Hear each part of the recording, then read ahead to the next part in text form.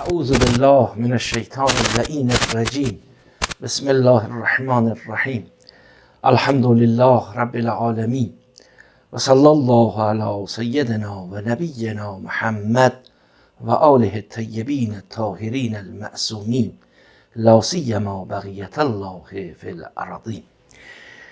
خوب در محضر صحیفہ ہستیم. ایک بار پھر آپ کے سامنے صحیفہ سجادیہ کی بارگاہ میں حاضر ہیں اور اس حاضری پر خدا کا شکر ادا کرتے ہیں.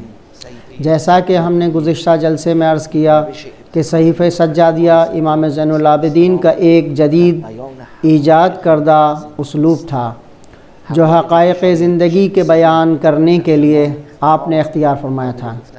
یہ وہ حقائق تھے جو اس گھٹن کے ماحول میں صراحت کے ساتھ بیان نہیں ہو سکتے تھے، مگر امام سجاد نے موعظہ اور دعا کے قالب میں انہیں بیان کیا.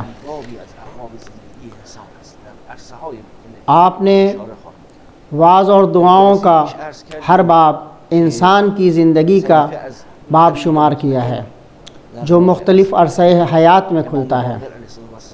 گزشتہ جلسے میں عرض کیا تھا کہ صحیفہ دو اطمینان بخش طریقوں سے کہ جو امام باقر علیہ السلام اور زید شہید کے جو امام سجاد کے بیٹے تھے ان سے ہم تک منتقل ہوا ہے.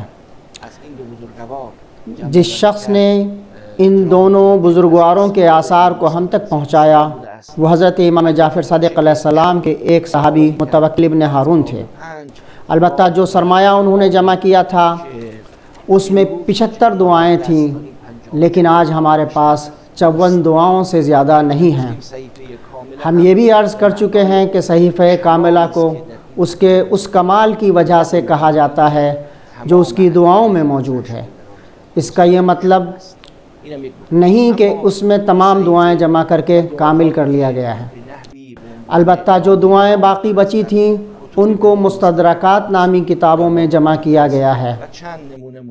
ہمارے پاس مستدرکات نام کی کئی کتابیں ہیں جیسے علامہ سید محسن امین حسینی آملی، مرزا حسین نوری محدث بزرگ، صاحب وسائل الشیعہ شیخ محمد حسن حر عاملی، مرزا عبداللہ افندی صاحب کتاب ریاض العلماء.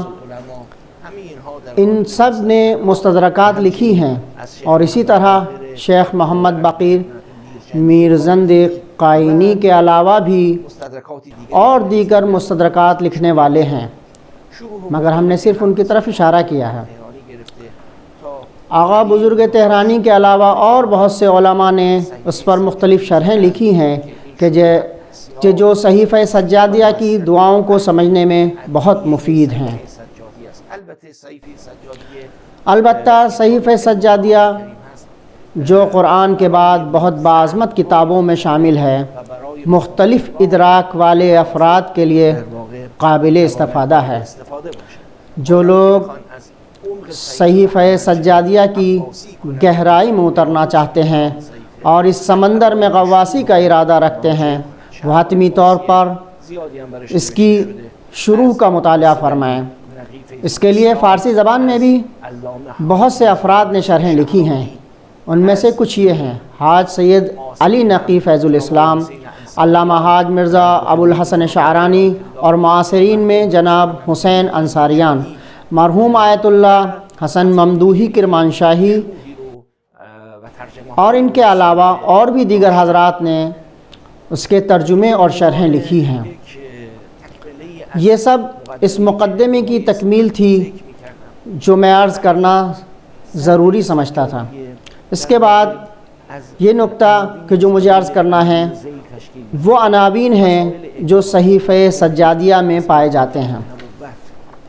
اعتقادی مسائل میں توحید، اسماء اللہ، نبوت، نبی مکرم سے محبت، امامت کا مسئلہ اور معاد کے مسائل ہیں.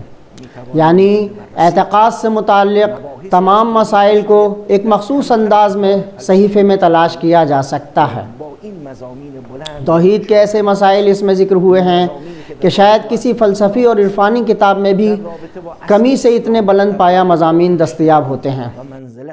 اسماء اللہ سے مربوط مضامین، اصل اسلام سے مربوط مضامین، فرشتوں اور ان کی منزلت، نیز ان کے سپرد ہونے والے امور سے متعلق مضامین اس میں بیان ہیں، اور اخلاقی بحثیں کافی مقدار میں موجود ہیں۔ طاعت و بندگی الہی، ذکر و دعا اور اس کو انجام دینے کے طریقے، اور خدا سے کیسے رابطہ برقرار کیا جائے، سیاست، اقتصاد، اور کس طرح سے میانہ روی کے ساتھ زندگی بسر کی جائے کہ جس کی وجہ سے غربت سے بچ سکیں۔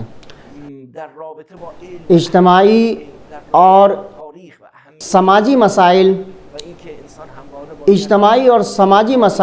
علم اور علم کی اہمیت سے متعلق مسائل، تاریخ اور اہمیت تاریخ سے مربوط مسائل کو اسی میں بیان کیا گیا ہے، جیسا کہ تاریخ میں انسان کو ہمیشہ غور کرنا چاہیے، جیسا کہ امیر المومنین علیہ السلام نے فرمایا، امرت عمر من کان قبلی، میں نے تاریخ میں اتنا غور کیا ہے کہ گویا میں نے پوری تاریخ میں زندگی بسر کی ہے۔ حفظان صحت سے متعلق بحثیں کہ جن میں روح و جسم دونوں کی سلامتی سے متعلق مسائل ہیں۔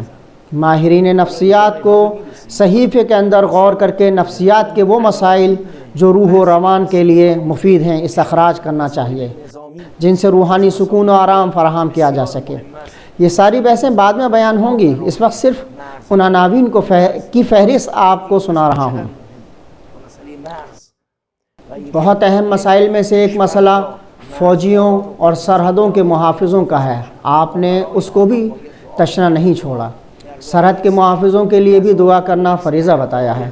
یہ دعائیں ہمیں زندگی کی بہت ساری حقیقتیں سکھاتی ہیں، اور یہی ایک خاص قسم کا ایجاد اور نوآوری ہے جو امام نے اپنی دعاؤں میں انجام دی ہے۔ یہ 14 مسائل جو ہم نے بیان کیے ہیں، یہ سب امام نے دعاؤں کے سانچے میں ڈھال کر بیان کی ہیں۔ پہلی دعا حمد الہی کے بارے میں ہے۔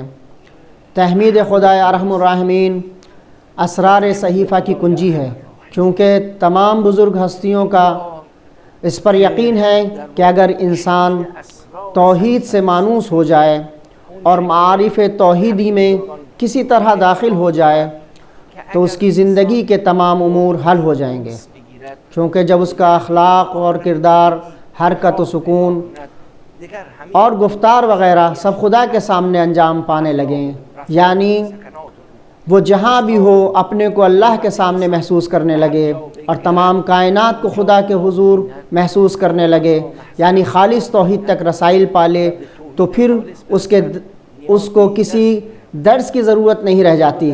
امام سجاد علیہ السلام نے دعا کے قالب میں توحید کے حقائق انسان کو سکھا دیے۔ قابل توجہ یہ ہے کہ صحیفے میں جگہ جگہ قرآن کی آیتیں جلوہ نما ہیں، اور امام سجاد نے حقائق کو سمجھانے کے لیے قرآن کی آیتوں کا سہارا لیا ہے۔ لہذا اسی وجہ سے امام کی پہلی دعا توحید سے شروع ہوتی ہے، جس میں خدائے ارحم الراحمین کی توصیف کی ہے۔ ملاحظہ فرمائیں امام نے پہلی دعا کا آغاز کیسے کیا ہے۔ بسم اللہ الرحمن الرحیم، الحمد للہ الاول بلا اول کان قبلہ والآخر بلا آخر یکون بعدہ الذي غصرت عن رؤيته أبصار الناظرين وعجزت عن نأته أوهام الواصفين۔ اولین دعا ہم نے جیسا کہ عرض کیا تھا کہ پہلی دعا اللہ کی حمد کے بارے میں ہے، اور حمد کے ساتھ ساتھ آپ اسماء اور اوصاف الہی کے بارے میں اشارہ فرماتے ہیں۔ امام سجاد علیہ السلام نے توحید ذات کے ساتھ توحید صفات کو بھی بہت عمدہ طریقے سے اس دعا میں بیان فرمایا ہے۔ مناسب ہوگا کہ انشاءاللہ ہم بعد والے جلسے میں اس دعا کی تشریح کریں۔ اب ہم آپ کو خدا تبارک و تعالیٰ کے سپرد کرتے ہیں محمد و آل محمد پر درود کی برکت کے ساتھ۔ بسپاریم به برکت صلوات بر محمد و آل محمد۔